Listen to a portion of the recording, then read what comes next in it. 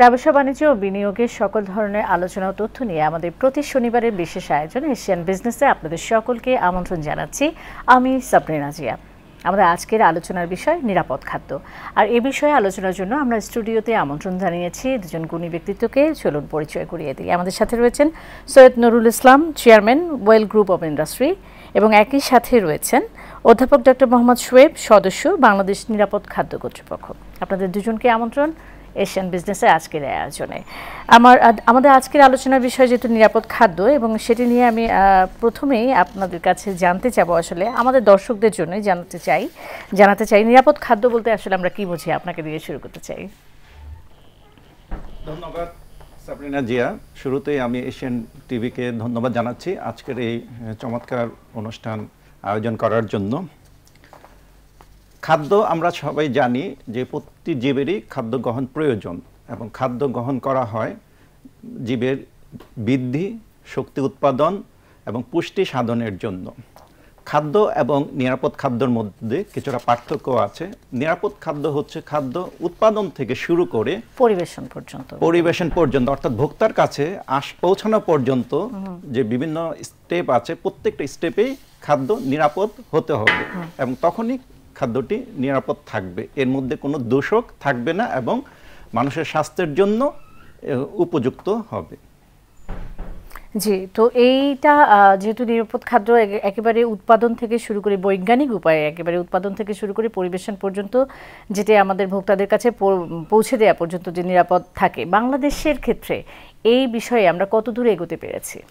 জি, আপনি অবশ্যই জানেন যে বাংলাদেশ খাদ্যে স্বয়ংসম্পূর্ণতা অর্জন করেছে মাননীয় প্রধানমন্ত্রীর যে প্রচেষ্টা ওইটার। এবং আমরা যদি একটু পুরাতন ইতিহাসের দিকে দেখি, বিগত কয়েক বছর আগে, বিশেষ করে বাংলাদেশ নিরাপদ খাদ্য কর্তৃপক্ষ তৈরির আগে আমাদের বিভিন্ন ধরনের মিথ ছিল যে খাদ্যে ভেজাল, মানে বিশেষ করে যেমন ফরমালিন, মনে করেন ফল এবং সবজিগুলিতে ফরমালিন ব্যবহার করা হয়। এবং আমরা জানি যে তরমুজের মধ্যে যেটা শোনা হতো যে বিভিন্ন ধরনের কেমিক্যাল সিরিঞ্জের মাধ্যমে প্রবেশ করানো হয়।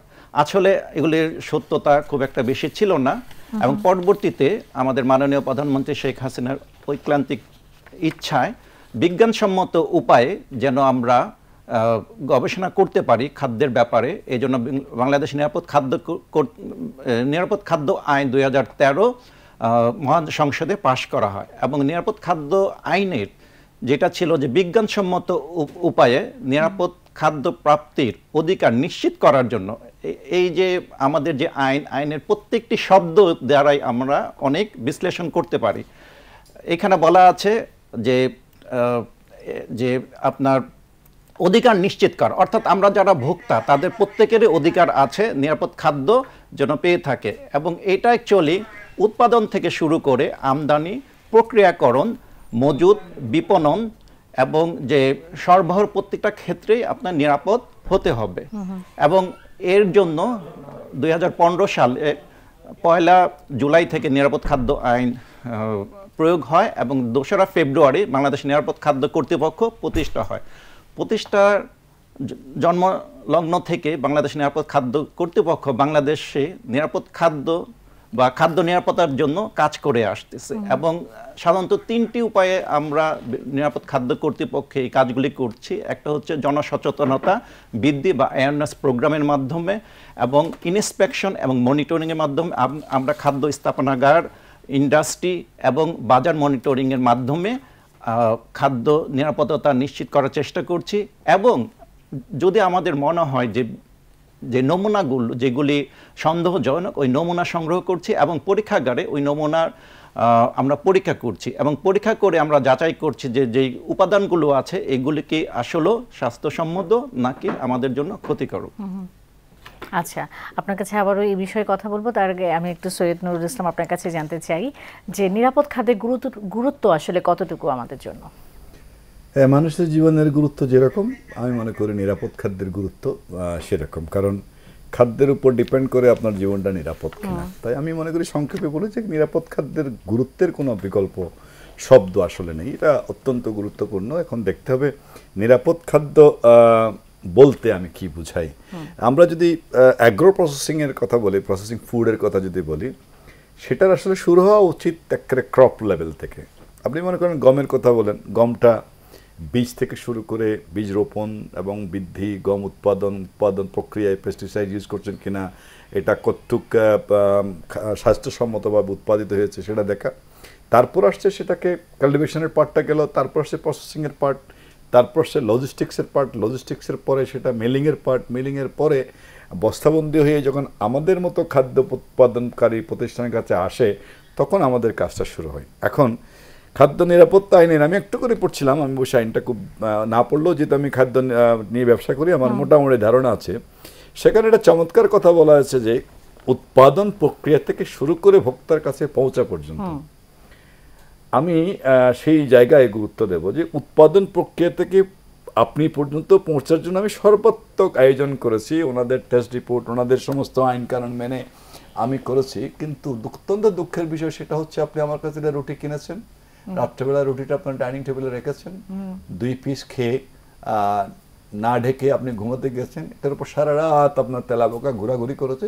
সকালবেলা আপনি ঘুম থেকে উঠে তাড়াহুড়া করে 2টা বাটার দিয়ে বাচ্চার জন্য বাটার টোস্ট বানিয়ে পাঠিয়ে দিলেন। বাচ্চা এই রুটি খাওয়ার পর তার পেট খারাপ হয়ে গেল।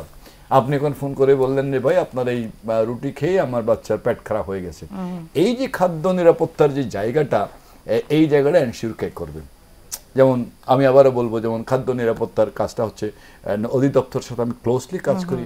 যে আইনটার কথা উনি বলেছেন, কোট করেছেন, সেই আইনটা হওয়ার পর থেকে আসলে বহু চড়াই উতরাই পেরিয়ে বাংলাদেশের খাদ্য নিরাপত্তা আইনটা অলমোস্ট কার্যকর হয়ে গেছে। কারণ আমরা যারা খাদ্য উৎপাদনকারী প্রতিষ্ঠান হিসেবে আছি, আমরা সারাক্ষণ তটস্থ থাকি এই আইনের প্রয়োগটাকে দৃশ্যমান করার জন্য।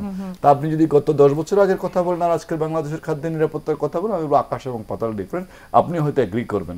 আমরা অনেক উন্নতি করেছি, কিন্তু উন্নতির জায়গাটা আমি বলবো আর অনেক দূর এগিয়ে যেতে হবে। ফার্স্ট চ্যালেঞ্জ হচ্ছে আমরা যে জায়গা থেকে আমরা সোর্সিং করছি র মেটেরিয়ালসটা, সেখানে খাদ্য নিরাপত্তার জন্য যত রকমের আয়োজন আছে সেগুলো করা হচ্ছে কিনা। প্রি প্রসেসিং অর্থাৎ আমার কাছে আসার আগে যে প্রসেসিংটা হচ্ছে সেখানে ঠিকমতো করা হচ্ছে কিনা, আমার কাছে আসার পর আমি শুরু করেছি কিনা, এবং আমি যে লজিস্টিক্সের মাধ্যমে খাদ্যটা আমার দোকানে নিয়ে এসেছি সেখানে খাদ্য নিরাপত্তার প্যারামিটারগুলো মানা হয়েছে কিনা। খুব ভালো করে উৎপাদন করলাম, যে গাড়িতে করে আমি দোকানে পাঠাচ্ছি সেই গাড়িটা দেখা গেলো ক্লিন করা হয়নি, আমি জানি না। আবার সব কিছু ঠিকঠাক করে আমি দোকানের শেলফে দিলাম, দোকানওয়ালা দেখলাম মাছি বন করছে, সেখানে কিন্তু খাদ্য নিরাপত্তার শর্ত বিঘ্নিত হচ্ছে। তারপর আপনার বাড়িতে যখন আমার খাদ্যটা পৌঁছাচ্ছেন, তখন সেটাকে আপনি ঠিকমতো প্রিজার্ভ করেছেন কিনা, সেটা না করলেও কিন্তু খাদ্য নিরাপত্তার জায়গাটাতে কিন্তু ঘাটতি থাকে। যেমন আমি আরেকটা রেফারেন্স দিই, আপনি 300 গ্রামের একটা বিস্কিটের প্যাকেট কিনলেন আমার কাছে, আমি এটাকে একেবারে উৎপাদন প্রক্রিয়ার সর্বোচ্চ জায়গায় খাদ্য নিরাপত্তা আইনের বিভিন্ন শর্তগুলোকে মেনেই আমি বিক্রি করেছি। আপনি এখন এক প্যাকেট আমার কুকিজ নিয়ে বাড়িতে রাখলেন, কাজের ছেলে বা নিজে ওখান থেকে নিজে 2 পিস কেটে 2 পিস নিয়ে সার্ভ করলেন, বা 3 পিস নিয়ে, সেখানে আর আপনার অতিথি 1 পিস খেলো, 2 পিস রয়ে গেল, সেটা আপনি আপনার বাকেটে রাখলেন। এখন জেনাকে দিয়ে আপনি কাজটা করেছেন, সেটা সার্ভ করার সময় তার হাতটা ধোয়া ছিল কিনা, আর অতিথি খাওয়ার পরে যে 2 পিস কুকিজ রয়ে গেছে সেটাকেও যে আপনি বাকেটের মধ্যে রেখেছেন, সেটাও আসলে হাইজিন ওয়েতে রাখা হয়েছিল কিনা। এইগুলোকে নিশ্চিত না করা পর্যন্ত খাদ্য নিরাপত্তা বলতে আমরা যেটা বোঝাই, আসলে আইনে সব কিছু লেখা আছে। আমি এই বুকলেটটা পড়ছিলাম, ভাই এনেছেন, আমি এটা দেখেছি অল্প বুড়ে। এখানে কিন্তু খাদ্য নিরাপত্তা নিশ্চিত করার জন্য যত রকমের কথাবার্তা আছে সবগুলো লেখা আছে। এবং খাদ্য নিরাপত্তা অধিদপ্তর যিনি এনাকে এক্সিকিউট করেন, আমি বেশ কয়েকজন প্রধানের সাথে কাজ করে এসেছি, নতুন কে এসছেন এখন জানি না। I found all the way they are very sincere and honest, এবং ওনারা আমাদেরকে প্রচুর চাপের মধ্যে রাখেন বলেই একজন প্রথম সারির ফুড প্রসেসিং ইন্ডাস্ট্রির সিইও হিসেবে আমি বলবো যে yes we have achieve something. But আবার যদি বলেন we have to go long way, কারণ এখানে আরেকটা বিষয় আছে, আমি চেষ্টা করছি, উনি চেষ্টা করছেন, আমার কিন্তু মিড ম্যানেজমেন্টের উপর ডিপেন্ড করছে। আমি বলছি ভাই তোমার মাথায় ক্যাপ দিতে হবে, গ্লোভস পরতে হবে, প্রতি 1 ঘন্টা পর পর স্যানিটেশন করতে হবে, চুল বেশি লম্বা রাখা যাবে না, সব আয়োজন করছি, কিন্তু কর্মক্ষেত্রে গিয়ে দেখছি আমি বিকাম টায়ার্ড, যে আমি সত্যিকার অর্থে আমি পারছি না। আমার পক্ষে তো প্রত্যেক দিন আমার কারখানা যে কারণে আমরা যেসব লোকজনকে দিয়ে কাজ করি তাদের ব্যক্তিগত এবং দৈনন্দিন জীবনের ফুড সেফটি অ্যান্ড হাইজিন কি সেটাও তারা জানে না। বিকজ ফর এক্সাম্পল মনে করেন আমরা যে বাচ্চা যে মেয়েগুলোকে নিয়ে যে ছেলে পেলেদের নিয়ে আমরা কাজ করি, তারা কিন্তু একদম উঠে এসছেন তৃণমূল পর্যায়ে থেকে। ওরা তো জীবনে কখনো ফুড সেফটি বলেন, হাইজিন বলেন, এগুলো নিয়ে পরিচিতও না। সে জন্মিয়েছে একটা অস্বাস্থ্যকর পরিবেশে, বড় হয়েছে একটা অস্বাস্থ্যকর পরিবেশে। আমার কারখানায় এসে তাকে আমি স্বাস্থ্যবিধির কথা বলছি, সে আবার বাড়িতে গিয়ে কিন্তু আবার ঘুমাচ্ছে, কিন্তু থাকছে আর অস্বাস্থ্যকর পরিবেশে। So it's a correlated. আপনাকে you have to start from zero to end. এই জিরোটা এন্ড করতে গিয়ে আমাদের কিন্তু অনেক দূর যেতে হবে, এবং এই যাওয়ার জায়গাটা আস্তে আস্তে তৈরি হচ্ছে। এই পর্যায়ে আমি ডক্টর মোহাম্মদ শোয়েব আপনার কাছে জানতে চাই, বর্তমানে পৃথিবীর প্রতিটি দেশে নিরাপদ খাদ্যকে ভোক্তার অধিকার হিসেবে গণ্য করা হয়, সেই দিক থেকে আমরা বাংলাদেশিরা কতটুকু এগোতে পেরেছি? জি, শুরুতে আমি যেটা বললাম যে নিরাপদ খাদ্য আইনের যে সংজ্ঞা বা আইন, যেটা ভোক্তার অধিকার নিশ্চিত করা, এবং ভোক্তার অধিকার নিশ্চিত করার জন্যই আমরা কাজ করছি।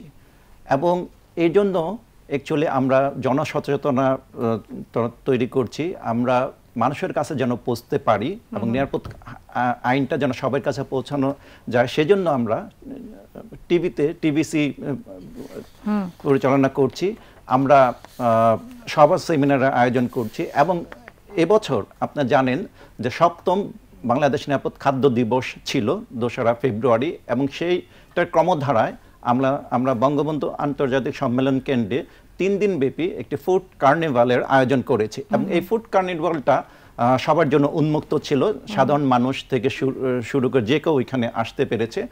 এবং ওইখানে বিভিন্ন যে খাদ্য যারা খাদ্যের ব্যবসার সাথে জড়িত অথবা ব্লগার, ওনারা ওইখানে স্টল দিয়েছিলেন, এবং আমরা ব্যাপক সাড়া পেয়েছি। এবং ওইখানে আমাদের বিভিন্ন প্রোগ্রাম ছিল, কনসার্ট ছিল, পিঠা উৎসব ছিল, এবং এগুলির উদ্দেশ্য ছিল যে আমরা সবার কাছে নিরাপদ খাদ্যের যে বার্তা সেটার জন্য আমরা পৌঁছাতে পারি। আমাদের ঢাকা শহর ছাড়া বিভিন্ন যে রুরাল লেভেলের কাজটা যদি একটু শেয়ার করতেন। আমাদের 64টা জেলায় নিরাপদ খাদ্য অফিস আছে, এবং ওইখানে নিরাপদ খাদ্য অফিসার আছেন, ওনারা প্রতিনিয়ত কাজ করছেন। এবং রুরাল লেভেলে আমরা উঠান বৈঠকের আয়োজন করছি, এবং উঠান বৈঠকে আপনার যে সাধারণ মানুষ যারা, তারা নিরাপদ খাদ্য সম্বন্ধে আলোচনার মাধ্যমে জানতে পারছে। এবং আমরা সবার জন্য একটু আগে যে আমার সহকর্মী সৈয়দ নুরুল ইসলাম বললেন যে কিভাবে আমি একটা জিনিস ক্রয় করার পর কিভাবে বাসায় রাখবো, আমরা এই যে বইটি নিরাপদ খাদ্য বিষয়ক পারিবারিক নির্দেশিকা, এটা আমরা তৈরি করেছি। এবং মাননীয় প্রধানমন্ত্রী 2022 সালের ডিসেম্বর মাসে এটার মোড়ক উন্মোচন করেন। এবং এই বইয়ের মধ্যে আপনার সাধারণ মানুষের জন্য কিভাবে খাদ্য নিরাপদ রাখবে, এবং শুধু বাসায় নিরাপদ রাখার জন্য না, উনি যখন বাজার থেকে খাদ্য ক্রয় করবেন, মনে করেন সবজি অথবা ফল, এবং সেটা কি ধরনের খাবার উনি ক্রয় করবেন, ওইটার গুণগত মান দেখে যেন উনি ক্রয় করতে পারেন। এবং যখন স্টোরে যাবেন, আপনারা জানেন প্রত্যেকটি অনেক খাবারেরই মোড়ক দেওয়া আছে, যেটা আমরা প্যাকেজ বলি, সেই প্যাকেজিং দেখে ওনার এখানে লেখা আছে, যে লেখা মানে সবাইকে তৈরি করা হচ্ছে যে কিভাবে জিনিসটা ক্রয় করবে। এছাড়া আমরা বিভিন্ন স্কুলে নিরাপদ খাদ্য বিষয়ক যে শিক্ষামূলক অনুষ্ঠান, ওইটা প্রচার করছি। এবং প্রাথমিক স্কুলের যে আপনার শিক্ষা কার্যক্রম বা সিলেবাস ক্লাস 3 থেকে 5, ওইখানে নিরাপদ খাদ্য বিষয়ে আপনার একটা চ্যাপ্টার অন্তর্ভুক্ত করেছি। মাধ্যমিকেও কিন্তু দেয়া আছে। জি, মাধ্যমিকটা অ্যাকচুয়ালি দেওয়া হয়েছে, কিন্তু এটা এবছর চালু হয় না, এটা আগামী বছর এটা চালু হবে। আমরা আস্তে আস্তে নেক্সট ইয়ার থেকে মাদ্রাসার যে পাঠ্যপুস্তক ওইখানেও দেওয়ার চেষ্টা করছি। আচ্ছা, জি, ধন্যবাদ। নুরুল ইসলাম জনাব, আপনার কাছে যেতে চাই। বাংলাদেশের পরিসংখ্যান ব্যুরো, যেটা বিবিএস পরিচালিত হোটেল ও রেস্টুরেন্টে সার্ভেতে 2021 অনুযায়ী দেশে হোটেল রেস্তোরাঁর সংখ্যা 4,36,000 কাছাকাছি, অথচ গত 5 বছরে মান বিবেচনায় সারা দেশে মাত্র 306টি রেস্তোরাঁকে গ্রেড দেওয়া হয়েছে। কিভাবে সম্ভব নিরাপদ খাদ্য নিশ্চিত করার ক্ষেত্রে? নিরাপদ খাদ্য নিশ্চয়তার জন্য আমি যে আগের কথাই বলেছিলাম, ফ্রম ভেরি বিগিনিং টু আপনার মুখে যাওয়ার আগ পর্যন্ত আমাদের একটা প্রসেস ফলো করতে হবে। দিন শেষে কিন্তু আমাদের আর্থসামাজিক অবস্থাটা খুব আপনাকে চিন্তা করতে হবে। আচ্ছা, একটু ইন্টারাপ্ট করি, যে ভোক্তা খাবার আমরা কিনলাম, তারপরের দায়িত্বটা ভোক্তার, কিভাবে খেলাম, তার আগে পর্যন্ত খাবারে যে বিভিন্ন রকম রং, ভেজাল, সেখানেই আমি এই জায়গার সচেতনতার জন্য কি করা? একজন খাদ্য প্রস্তুতকারী হিসেবে আমি মনে করি ইটস মাই কমিটমেন্ট, কারণ আমরা ধর্মকর্ম করি কিন্তু খাদ্যের ব্যবসায় এসে বুঝি না যে আসলে মানুষকে আমরা কি খেতে দিই। দিস এ কমপ্লিটলি এথিক্যাল বিষয়। এবং আমি যে কথা বলছিলাম যে আমরা যারা এন্টারপ্রেনার্স, আমরা হয়তো চেষ্টা করছি, কমিটমেন্ট করছি যে আপনাকে একটা ভালো খাদ্য দেবো, কিন্তু মিড ম্যানেজমেন্ট লেভেলের কারণে হয়তো অনেক সময় হয়ে ওঠে না। তারপরে আমি বলবো যে আপনি যখন একটা বড় ক্যানভাসে চলে গেলেন যে এত হাজার রেস্টুরেন্টের মধ্যে এত হাজার, আমাকে দেখতে হবে আমরা কোন দেশে বাস করি, আমাদের জীবনযাত্রার মান কত। আপনি এখন 15 টাকা দিয়ে সিঙ্গারা 2টা সিঙ্গারা আর 1 কাপ চা খেয়ে 50 টাকা দিয়ে বাড়ি ফিরতে চান, সেখানে আপনি আবার ভালো খাদ্যের আশাও করেন, এটা তো আসলে কন্ট্রাডিক্টরি হয় না। সো আমি কথায় বলি, আমাকে অনেকে বলে তোমাদের ওয়েল ফুডের জিনিসের দাম বেশি। আমি বললাম if you want to have a good food you have to pay for that, no other compromise, no other option. এখন দেখতে হবে যে সাধারণ মানুষ যেই ক্রয় ক্ষমতা, সেই ক্রয় ক্ষমতাকে সার্ভ করার জন্য যেই উপাদানগুলোর প্রয়োজন আছে। ফর এক্সাম্পল, আপনি যদি 100 টাকার উপরে যদি ভাত খাওয়ার জন্য একজন লোক, খেটে খাওয়া মানুষের জন্য গ্রাম অঞ্চলের একটা রেস্টুরেন্টে সে 100 টাকার উপর ব্যয় করতে পারছে না, তাকে কিন্তু ভাত খেতে হচ্ছে, একটু তরকারি খেতে হচ্ছে, ডাল খেতে হচ্ছে, সব কিছু মিলে আসলে 100 টাকা দিয়ে যখন রান্না করে তখন তাহলে তেলের কোয়ালিটি আর চালের কোয়ালিটি নিয়ে তার ভাবার খুব বেশি সময় আছে বলে মনে করি না। তাই আমি মনে করি লেট আস মুভ ফরওয়ার্ড। আমরা কিন্তু আগাচ্ছি। 10 বছর আগের বাংলাদেশ আর আজকের বাংলাদেশ কিন্তু এক নয়। মাননীয় প্রধানমন্ত্রীর নেতৃত্বে খাদ্য নিরাপত্তা আইনটা 2013 সালে হওয়ার পর থেকে আজকে 2024 সাল, দ্যাট মিনস অলমোস্ট 10 বছরে আমাদের অ্যাচিভমেন্ট অনেক। কিন্তু এটার সাথে কিন্তু আপনি যদি ইফ ইউ টক অ্যাবাউট সিঙ্গাপুরের স্ট্রিট ফুড আর বাংলাদেশের স্ট্রিট ফুড তুলনা করলে হবে না। ওয়ার্ল্ডে কিন্তু হায়ার সেলিং ফুড হচ্ছে এখানে street food. That means street food কিন্তু মানুষ লাভ করে, কিন্তু স্ট্রিট ফুডগুলোকে এত বেশি কমপ্লায়েন্স মেনটেন করে ওখানে করা হয়, people can pay and people can get back their payment. আমাদের এখানে স্ট্রিট ফুডগুলোকে নিয়ন্ত্রণ করার জন্য আপনাকে প্রথমে দেখতে হবে এই স্ট্রিট ফুডের ভোক্তা কারা, তারা কতটুকু অ্যাফোর্ড করতে পারছে। আমি মাঝে মধ্যে নিজের সান্ত্বনার জন্য আমি রাস্তায় গিয়ে খাই। আমি একদিন চায়ের দোকানে, টঙের দোকানে গিয়ে বললাম, বাবা 1 কাপ চা দাও। উনি বললেন যে স্যার 10 টাকার চা না 20 টাকার চা। বললাম 10 টাকার চা আর 20 টাকার চা, এটা বুঝলাম না। বলে স্যার যদি 20 টাকার চা হন তাহলে প্যাক দুধ দেবো, প্যাক চা পাতা দেবো, প্যাক চিনি দেবো। আমি দেখলাম এটা কি আবার, দেখলাম একটা ব্র্যান্ড 1 সার্ভ টি ব্যাক করেছেন, 1 সার্ভ সুগার ব্যাক করেছেন, 1 সার্ভ মিল্ক ব্যাক করেছেন, 3টাকে দিয়ে উনি বয়েলড ওয়াটারে দিয়ে আমাকে 20 টাকা দিলেন। আমি বাবা 10 টাকা বলো তো এবার। বলো স্যার 10 টাকা হচ্ছে ওপেন চা পাতা, ওপেন চিনি আর পচা পানির চা, এটাকে আমি বলি পচা পানি। So now you have a choice whether you will pay 10 টাকা to have a good quality tea from the stall or you will have a 10 টাকা from পচা পানির চা। আমি বলি আজকে 1 কাপ পচা পানির চা খেলাম আর একটা সিঙ্গারা খেয়ে হাঁটতে মহাকালী থেকে আমি ধানমন্ডি গেছি। আই ডু ইট কি জন্য? দেখার জন্য। এই যে 20 টাকার চা, আপনি যদি পরিসংখ্যান নেন 20 টাকার চা খাওয়ার লোক খুব বেশি নাই। সবাই বললে যে আমাকে 10 টাকার চা দাও, যেটাকে আমি বলি পচা পানির চা। এখন একজন সিঙ্গারা, আমাদের দোকানে একটা সিঙ্গারা বিক্রি করি 25 টাকা, সেটা হয়তো আপনি অ্যাফোর্ড করতে পারছেন, কিন্তু একজন খেটে খাওয়ার লোক 10 টাকার সিঙ্গারা খুঁজছে। 10 টাকার সিঙ্গারা আর 25 টাকার সিঙ্গারার মধ্যে কিন্তু বিগ ডিফারেন্স। সেই 10 টাকার সিঙ্গারা বানাতে গিয়ে যে ফ্রাই তেলটা করছে সে হয়তো 6 বার করছে। আপনার দেখতে হবে ফ্রাই যখন করা হয় আমরা মোস্টলি 2 টাইমস ফ্রাই করার পরে এই তেলটাকে আমরা ফেলে দিই। এটা হচ্ছে আমাদের কোম্পানি পলিসি। অনেক সময় মিট ম্যানেজমেন্টের গাফিলতির জন্য হয় না, কিন্তু আমি মনে করি 2 পর 3 টাইম ফ্রাই করাটাই কিন্তু স্বাস্থ্যের জন্য ভালো না। কিন্তু যে 10 টাকায় আপনার সিঙ্গারা বিক্রি করে ইজ এ ফুল ফ্রাইড, এই যে ফ্রাইড, তাই না, সেখানে কিন্তু হয়তো 8-10 বার সিঙ্গারা ভাজছে। So how you can ensure যে এই সিঙ্গারা খেয়ে আপনি ভালো থাকবেন? Because you can't pay more than 10 and if you want to sell 10 টাকা he has to fry 3 times 4 times 7 times the oil. So আমি মনে করি যে আমাদের শিক্ষা থেকে আপনার এক্ষেত্রে আসলে ব্যবসায়ীদের একটু মোটিভেশন দেওয়া দরকার মনে হয়। আমি মনে করি এখানে সবার আসলে ইটস এ কালেকটিভ এফোর্টস। আমি তো বললাম যে আমি খুব সুন্দর একটা খাদ্য দিলাম, আপনি বাড়িতে গিয়ে টেবিলের উপর রাত্রেবেলা খুলে রেখে গেলেন, সকালবেলা আরামসে। ডক্টর মোহাম্মদ শোয়েব, আপনার কাছে আমি এবার জানতে চাই, শুধু আইন দিয়ে কি নিরাপদ খাদ্য নিশ্চিত করা সম্ভব? আপনারা তো অনেক ব্যবস্থা নিয়েছেন। অ্যাকচুয়ালি আমাদের আইন আছে এবং আইনের সাথে 3টি বিধি এবং 11টি প্রবিধান মালা, যার মাধ্যমে আমরা আমাদের কার্যক্রম পরিচালনা করছি। এবং আন্তর্জাতিক যে নিয়ম ওইটা অবলম্বন করে আমরা আরও 12টি প্রবিধানমালা সময় উপযোগী করে তৈরি করছি, ওইটা সময় সাপেক্ষ। কিন্তু শুধু আইনের মাধ্যমে বাংলাদেশে খাদ্য নিরাপত্তা করা সম্ভব না। এটার জন্য প্রয়োজন সবাই সমন্বিত উদ্যোগ, সবাইকে এগিয়ে আসতে হবে। শুরুতে যেটা বললাম যে আমি একজন ভোক্তা, আমার যেরকম দায়িত্ব আছে, যিনি উৎপাদন করছেন ওনারও দায়িত্ব আছে, যিনি প্রক্রিয়াকরণের সাথে সংশ্লিষ্ট, বিশেষ করে যারা ইন্ডাস্ট্রিতে কাজ করেন, যিনি মজুত করছেন, সরবরাহ করছেন, সবাইরই এখানে একসাথে কাজ করতে হবে। এবং এটা হচ্ছে হোলিস্টিক একটি অ্যাপ্রোচ, এবং এই অ্যাপ্রোচটাই হচ্ছে বড় একটা চ্যালেঞ্জ, কারণ এই চ্যালেঞ্জটি মোকাবেলা করা এত সহজ না। তো এই ক্ষেত্রে আপনারা যেহেতু এটার সাথে সম্পৃক্ত নিরাপদ খাদ্যের সাথে, তো এই ক্ষেত্রে এই যে মধ্যস্থতাকারী বিভিন্ন নিরাপদ খাদ্যের জন্য একেবারে উৎপাদন থেকে পরিবেশন পর্যন্ত এই পুরো মানে ধাপগুলোতে আপনারা কি ধরনের ব্যবস্থা নিয়েছেন তাদের জন্য?